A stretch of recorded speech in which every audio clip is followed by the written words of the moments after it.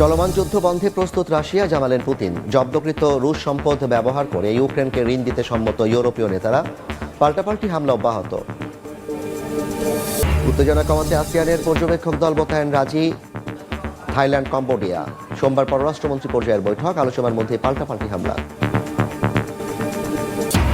গাজায় যুদ্ধবিরতির পরবর্তী ধাপ নিয়ে আলোচনায় বসছে যুক্তরাষ্ট্র, তুরস্ক, কাতার। দখলদার সেনা প্রত্যাহার, উপত্যকায় নতুন প্রশাসনের হাতে শাসনভার দেয়াই লক্ষ্য।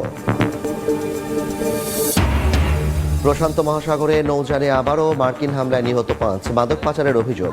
ভেনেজুয়েলার ট্যাঙ্কারে যুক্তরাষ্ট্রের অবরোধের প্রভাব তেলের বাজারে। এবং যুক্তরাষ্ট্রে গ্রিন কার্ড লটারি কর্মসূচি স্থগিত করলেন ট্রাম্প। ব্রাউন ইউনিভার্সিটি ও MIT-তে ভয়াবহ গুলির ঘটনায় সিদ্ধান্ত। সন্দেহভাজনের মরদেহ উদ্ধার। চলমান যুদ্ধ বন্ধে রাশিয়া প্রস্তুত বলে মন্তব্য করেছেন প্রেসিডেন্ট ভ্লাদিমির পুতিন। অন্যদিকে রাশিয়ার জব্দ করা সম্পদ ব্যবহার করে ইউক্রেনকে ঋণ দেওয়ার সম্ভাবনা খতিয়ে দেখার বিষয়ে একমত হয়েছেন ইউরোপীয় ইউনিয়নের নেতারা। এদিকে নানা উদ্যোগের মধ্যেও অব্যাহত রয়েছে হামলা পাল্টা হামলা। রাশিয়ায় রাতভর ইউক্রেনের ড্রোন হামলায় নিহত অন্তত 3 জন। মস্কোর হামলায় প্রাণ হারিয়েছেন এক নারী। প্রায় 4 বছর ধরে চলমান রাশিয়া ইউক্রেন যুদ্ধ বন্ধে উদ্যোগ নিয়েছেন মার্কিন প্রেসিডেন্ট ডোনাল্ড ট্রাম্প। তবে তার উদ্যোগ ও দুপক্ষের সঙ্গে আলোচনার মধ্যেও থেমে নেই মস্কো কিয়েভ হামলা পাল্টা হামলা। তার ধারাবাহিকতায় রাশিয়ার দক্ষিণ রোস্তভ অঞ্চলে রাতভর ড্রোন হামলা চালিয়েছে ইউক্রেন। এতে দক্ষিণ বাটাইক্স শহরে কয়েকজন হতাহত হয়েছেন। আগুনে পুড়ে গেছে বেশ কয়েকটি স্থাপনা ও জাহাজ। জবাবে ইউক্রেনের ওডেসায় পাল্টা হামলা চালিয়েছে রাশিয়া। এতে নারী ও শিশুসহ একই পরিবারের বেশ কয়েকজন হতাহত হয়েছেন বলে জানিয়েছে ওডেসার গভর্নর ওলেহ কিপের। হামলায় অঞ্চলটির বিদ্যুৎ অবকাঠামো ব্যাপকভাবে ক্ষতিগ্রস্ত হয়েছে। ধ্বংস হয়ে গেছে কয়েকটি স্থাপনাও। এমন অবস্থায় বৃহস্পতিবার ব্রাসেলসে এক শীর্ষ বৈঠকে ইউ নেতারা যৌথভাবে ঋণ দেওয়ার পরিবর্তে রাশিয়ার জব্দ করা সম্পদ ইউক্রেনের সামরিক ও অর্থনৈতিক চাহিদা মেটাতে ঋণ হিসেবে একমত হয়েছেন। বৈঠক শেষে পোল্যান্ডের প্রধানমন্ত্রী ডোনাল্ড টাস্ক সাংবাদিকদের একথা জানান। বিষয়টি নিয়ে আরও দীর্ঘ আলোচনা হবে উল্লেখ করে বেলজিয়াম সহ যেসব দেশ ভবিষ্যতে রাশিয়ার আর্থিক প্রতিশোধের ঝুঁকিতে আছে তারা দৃঢ় নিরাপত্তা নিশ্চয়তা চাইছে বলেও জানান টাস্ক। এদিকে ইউক্রেনের প্রেসিডেন্ট ভলোদিমির জেলেনস্কি বলেছেন 2026 সালে ইউক্রেনের বৈদেশিক সাহায্য ঘাটতে হবে 45 থেকে 50 বিলিয়ন ইউরো। ব্রাসেলসে এক সংবাদ সম্মেলনে তিনি আরও জানান, রাশিয়ার জব্দকৃত সম্পদ ঋণ হিসেবে না পেলে কয়েক মাসের মধ্যেই ড্রোন উৎপাদন উল্লেখযোগ্য হারে কমাতে হবে দেশটিকে। থাইল্যান্ড, কম্বোডিয়ার মধ্যে উত্তেজনা প্রশমনে আসিয়ান পর্যবেক্ষক দল মোতায়েন সম্মতি দিয়েছে দুদেশ। 22 ডিসেম্বর কুয়ালালামপুরে অনুষ্ঠিতব্য আসিয়ান পররাষ্ট্রমন্ত্রীদের বৈঠকে অংশ নিচ্ছে বলে জানিয়েছেন মালয়েশিয়ার প্রধানমন্ত্রী আনোয়ার ইব্রাহিম। এমন পরিস্থিতিতে দুদেশের মধ্যে এখন অব্যাহত রয়েছে হামলা পাল্টা হামলা। বৃহস্পতিবার কম্বোডিয়ার সীমান্তবর্তী শহর পয়পেটের কাছে একটি লজিস্টিক সেন্টারে বোমা হামলা চালিয়েছে থাইল্যান্ড। তবে এতে কেউ হতাহত হয়নি। প্রায় 2 সপ্তাহ ধরে চলছে থাইল্যান্ড কম্বোডিয়া সংঘাত। দক্ষিণ পূর্ব এশিয়ার দুই প্রতিবেশী দেশের মধ্যে নতুন করে শুরু হওয়া উত্তেজনায় এরই মধ্যে প্রাণ হারিয়েছেন বহু মানুষ, বাস্তুচ্যুত হয়েছেন হাজার হাজার বাসিন্দা। তারপরও থেমে নেই হামলা পাল্টা হামলা। স্থানীয় সময় বৃহস্পতিবার কম্বোডিয়ার সীমান্তবর্তী শহর পয়পেতের কাছে একটি লজিস্টিক সেন্টারে বোমা হামলা চালানো হয়। ক্যাসিনো হাবের জন্য বিখ্যাত ওই শহরটি দুই দেশের মধ্যে সবচেয়ে বড় স্থল সীমান্ত পারাপার এলাকা হিসেবে পরিচিত। এক বিবৃতিতে কম্বোডিয়ার প্রতিরক্ষা মন্ত্রণালয় জানায়, সীমান্তবর্তী ওই শহরটিতে বিমান থেকে 2টি বোমা ছোড়ে থাই সামরিক বাহিনী। ক্যাসিনো হাবকে টার্গেট করে হামলা চালানো হয়েছে বলেও দাবি করেছে দেশটি। এদিকে বিমান হামলার কথা স্বীকার করেছে থাইল্যান্ডও, তবে ক্যাসিনো হাবকে লক্ষ্য করে নয়। থাই কর্তৃপক্ষের দাবি তাদের যুদ্ধবিমান কম্বোডীয় সেনাবাহিনীর একটি গুদামে আঘাত হেনেছে, যেখানে দেশটি গোপনে BM-21 রকেট মজুত রেখেছিল বলেও দাবি করেছে থাইল্যান্ড।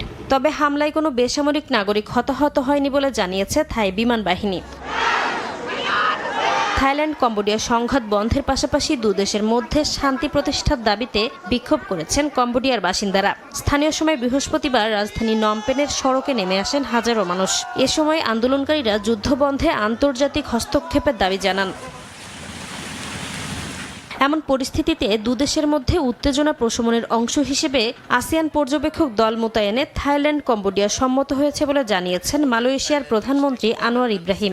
সংঘাত কমাতে মালয়েশিয়ার উদ্যোগে বহুমুখী কূটনৈতিক যোগাযোগ রাখার কথাও জানিয়েছেন তিনি। এমনকি আগামী 22 ডিসেম্বর কুয়ালালামপুরে অনুষ্ঠিতব্য আসিয়ান পররাষ্ট্রমন্ত্রী পর্যায়ের বৈঠকে অংশ নিতে উভয় দেশই সম্মত হয়েছে বলে জানিয়েছেন আনোয়ার ইব্রাহিম।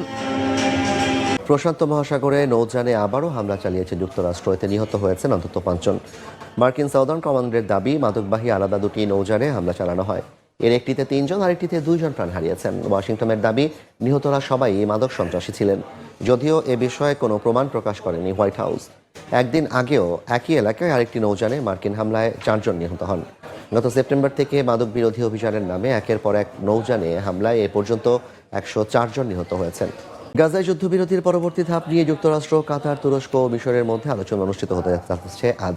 মায়ামিতে ট্রাম্পের বিশেষ দূত স্টিভ উইটকফের সঙ্গে কাতার, মিশর ও তুরস্কের জ্যেষ্ঠ কর্মকর্তাদের বৈঠক অনুষ্ঠিত হবে। এদিকে ইসরায়েলের প্রধানমন্ত্রী বিনয়ামিন নেতানিয়াহু গাজার সাম্প্রতিক পরিস্থিতি আলোচনা করতে মন্ত্রিসভায় বৈঠক করেছেন।